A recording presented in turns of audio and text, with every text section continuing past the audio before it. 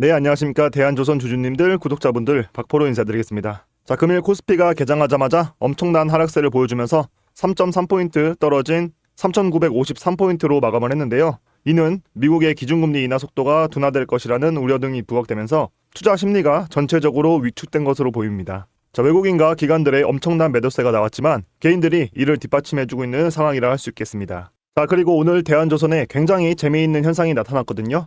매출액 대비 11%가 넘는 초대형 수주 공시가 나왔음에도 불구하고 장 초반 9% 가까이 급등 이후 윗골이 길게 남기는 영망치형 캔들을 그리면서 조정을 받았습니다. 자, 그렇다면 질문 하나 드리겠습니다. 과연 이게 악재일까요? 아니면 오히려 기회일까요? 자, 결론부터 말씀드리면 지금 대한조선에서 나타나고 있는 이런 형상은 사실상 기관과 공매도 세력의 심리전이 만들어낸 필연적인 결과라고 말씀드릴 수가 있고요.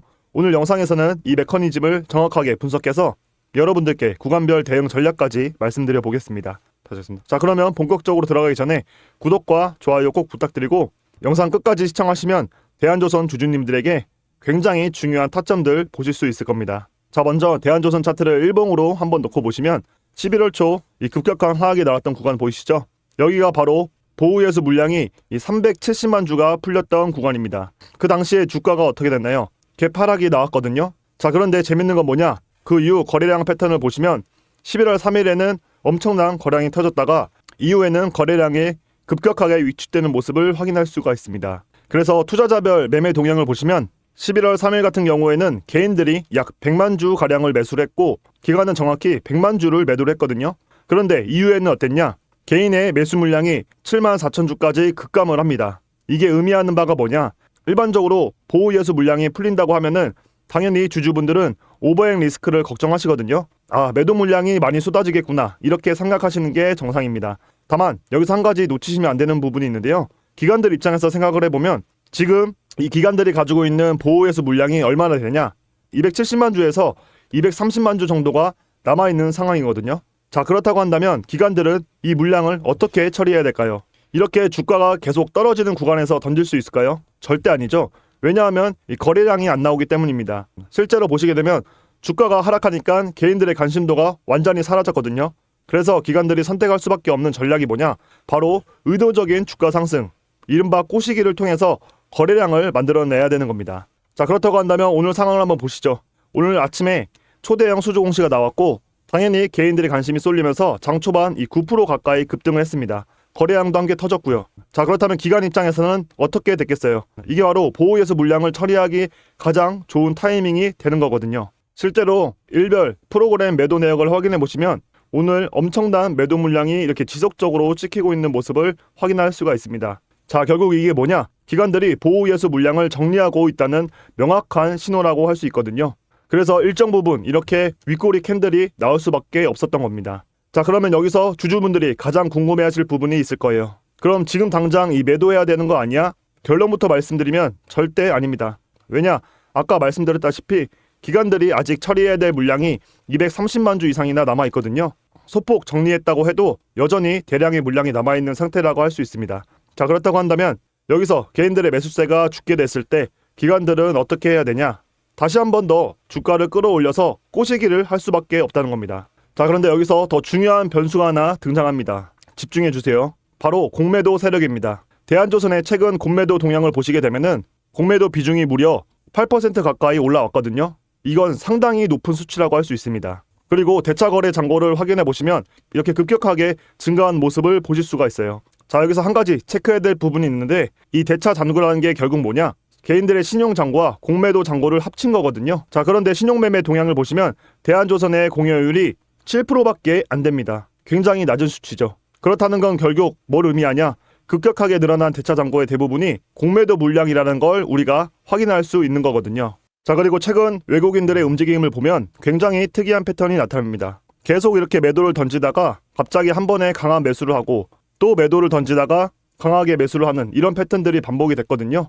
이게 전형적인 공매도 후 저점 상환 패턴입니다. 그런데 최근 이렇게 V자 반등이 나오기 시작하니까 어떻게 됐냐? 갑자기 시장가에서 계속 매수를 들어오기 시작해요. 이게 결국 뭐다? 공매도 세력들이 급해져서 빠르게 상한을 하는 쇼커버 현상이 나타나고 있다는 겁니다. 자, 여기서 조금만 더 깊게 들어가 보면 보통 주가가 상승할 것 같다고 판단이 되면은 공매도 세력들은 굉장히 급해지거든요. 그래서 빠르게 상환하기 위해서 시장가에 이 매수를 넣습니다. 이게 쇼커버죠. 그런데 지금 대한조선의 상황은 조금 다릅니다. 보호예수 물량이 나오면서 급락했던 구간 보시게 되면은 이 구간에는 매물대가 거의 존재하지 않거든요. 급락으로 인해서 매물대가 텅 비어있는 상태다. 그렇다는 건 뭐냐? 시장가 거래 자체가 나오기 어렵다는 겁니다. 그러면 공매도 세력들은 어떻게 해야 되냐? 어차피 상승이 나올 거니까 최대한 빠르게 상환하려고 윗구간에서라도 매수를 할 수밖에 없는 거거든요. 이게 바로 숏스퀴즈 현상입니다. 이 스퀴즈가 나타나게 되면 주가가 굉장히 강한 상승 압력이 만들어질 수밖에 없는데, 왜냐? 공매도 세력들이 경쟁적으로 매수에 나서기 때문이죠. 자, 그렇다고 한다면 지금부터가 정말로 중요하다고 말씀드리겠습니다. 현재 상황을 정리해보면 기관들은 아직 230만 주의 보호예수 물량을 처리해야 되고, 그러려면 계속 주가를 끌어올려야 되고, 공매도 세력들은 숏스퀴즈로 인해서 급하게 상환해야 되는 상황, 이 두 가지 힘이 동시에 작용하면서 단기적으로는 강한 반등이 나올 가능성이 굉장히 높다고 볼 수 있습니다.